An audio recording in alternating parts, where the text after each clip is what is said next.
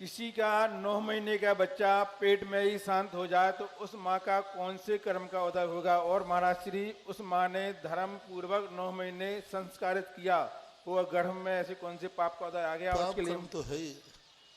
पूज्यवर रविशरण महाराज ने श्री पद्म पुराण के अंदर इस बात का उल्लेख किया है।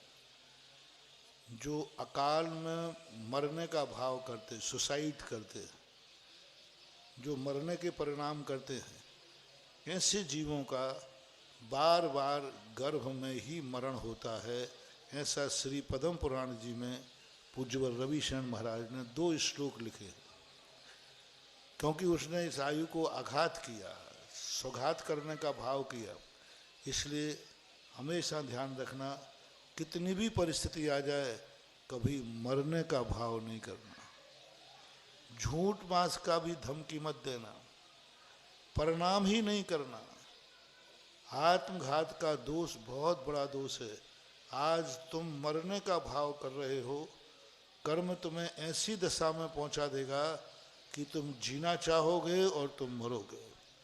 एक्सीडेंट हो जाएगा, जन्म से ही कोई बीमारी आ जाएगी।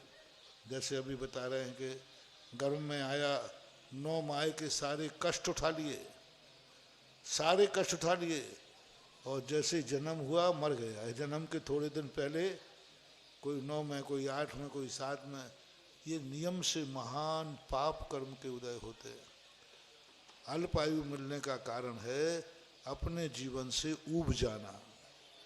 कभी अपनी जिंदगी से ऊबना नहीं, कभी भी नहीं ऊबना। कभी नहीं कहना ये जिंदगी कैसे कटेगी, क्या होगा, ऊबना नहीं। हर दिन को अभाग्य मान करके जियो। क्योंकि जो व्यक्ति अपनी जिंदगी से ऊब जाता है, उसको बार बार कर्म छोटी उम्र देता है, ऐसा। और माँ का क्यों हुआ?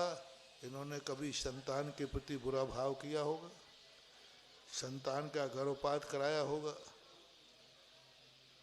संतान उदर में आने के बाद घृणा भाव किया होगा, कहाँ से ये जीव आ गया, कैसे जीव आ गया, मेरा तो भाव नहीं था कि जीव आवे।